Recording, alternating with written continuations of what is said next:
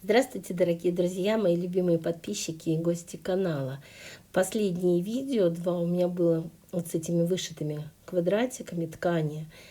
И сегодня я продолжаю вышивать, но я сначала хотела показать, а где можно использовать такого плана квадратики.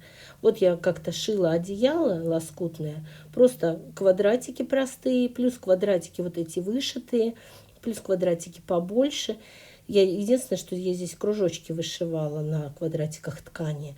И в результате получается такое самобытное, интересное одеяло. И взрослому, и ребенку очень интересно будет под таким спать, очень приятно. Кроме того, можно любые сумки украшать такого плана вышивкой.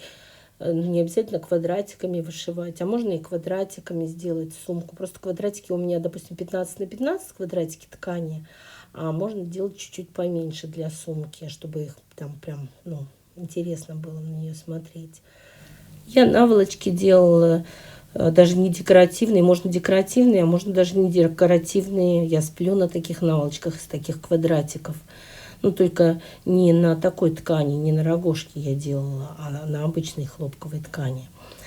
Вот следующий шов я еще вот в последних своих видео не показывала. Так-то я вообще его показывала, но в последних видео не показывала, кто недавно присоединился. Я что-то забыла, как он начинается, но потом вошла как бы во вкус. Девочки, я не знала даже, как он называется, этот шов. Я его все время называла вертикальный козлик, потому что он шьется практически как козлик, но только вертикально вот идет вот эта вся картинка. И тут мне попалось на глаза название этого шва. Оказывается, он называется критский шов. И я вот сейчас вышивала и подумала, что а ведь очень много, по крайней мере, я 3 знаю названия швов декоративных, в которых упоминается какая-то вот национальная принадлежность. То есть вот критский шов, французский узелок и вот этот наш любимый козлик, шов, который по-другому называется русский крест.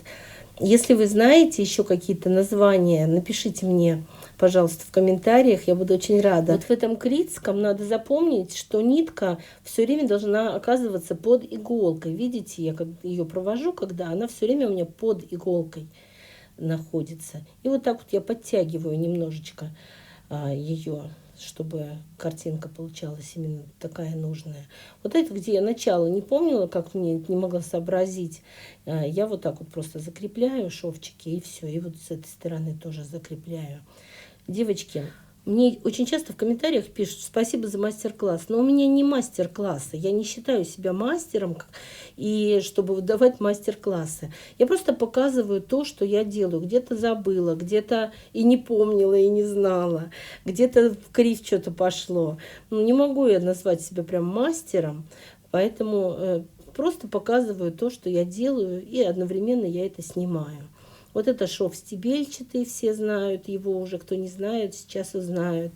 А я обещала рассказать в этом видео, что я буду делать вообще с этими квадратиками дальше, зачем мне их такое количество большое, что я планирую делать. Знаете, у меня один родственник работает в ресторане в Москве, в центре города, и у них там пледы, вот такие вот люди выходят покурить, пледы, обычные флисовые.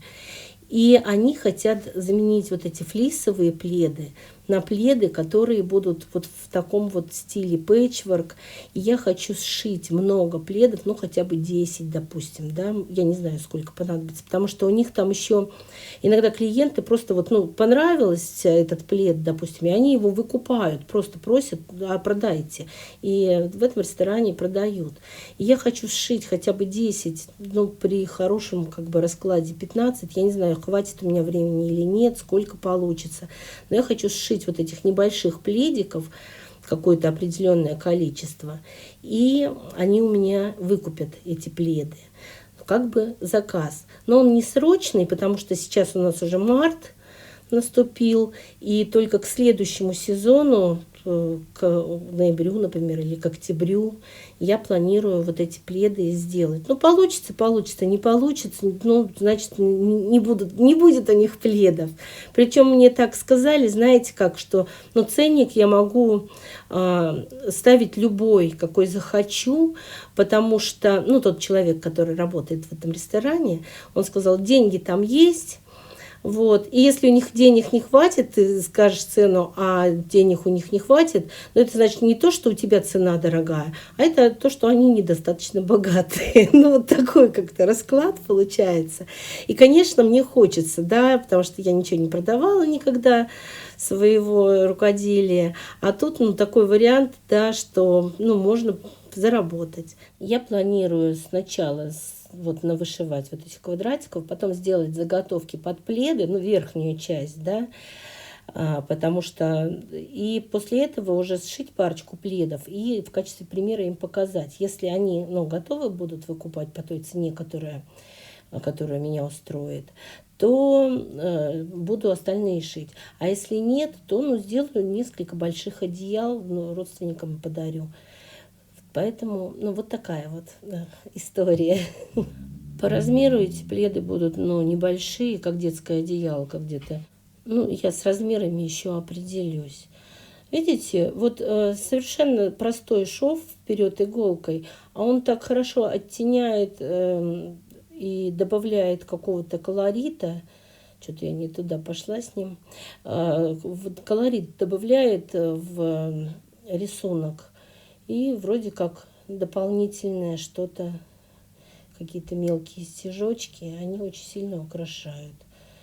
И после того, как я вышила свои квадратики, я проглаживаю утюгом обязательно, так как они у меня синтетические, то через ткань, чтобы они выровнялись, мои квадратики, снять напряжение с нитей. И вот в результате у меня еще новый пул квадратиков вышитых, которые я в прошлые разы не показывала. Вообще, я посчитала, но здесь, видите, запачкано, но большая часть идет в шов, и я думаю, что это я просто этой ручкой, которая у меня вот это вот при нагревании исчезает, хотя ну не исчезла. Но я думаю, это в шов уйдет, и все будет нормально, ничего страшного, что чуть-чуть испачканный. У меня уже большая стопка вышитых квадратиков и не меньше стопка невышитых квадратиков. Я посчитала 27 штук. Но я больше одного квадратика в день редко когда вышивала, какие-то дни вообще не вышивала. Ну, просто потому что, ну, для этого же тоже надо вдохновение какое-то. У меня спросили, как я расчерчиваю, чтобы все вышло. 15 на 15 у меня получается вот этот вот квадратик. Отступала по 1,5 сантиметра от сторон. И потом намечала точки. У меня получалось 12 сантиметров, вот когда я отступала. И серединки этих 12 сантиметров, то есть по 6 сантиметров, отмечала. И уже вот этот вот квадрат, который внутри рисовала. Вот у меня пока что вот такие вот квадратики. Бирюзовый пока только один, но у меня еще есть много бирюзовых и сиреневых тоже, только пока 2. Ну, что-то я начала вот с этих вот таких вот красных, оранжевых, желтых. Коричневые еще, светлые вот эти бежевые надо добавлять. Но я все буду расшивать, у меня еще их дофига.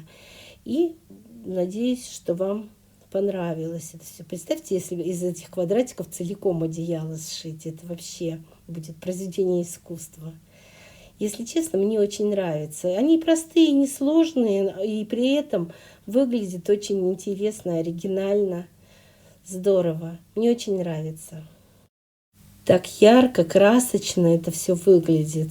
Просто супер. Если вам тоже нравится, ставьте лайк. Пишите ваши комментарии. Конечно же, подписывайтесь на мой канал, если еще не подписаны. И огромное спасибо всем, кто досмотрел до конца.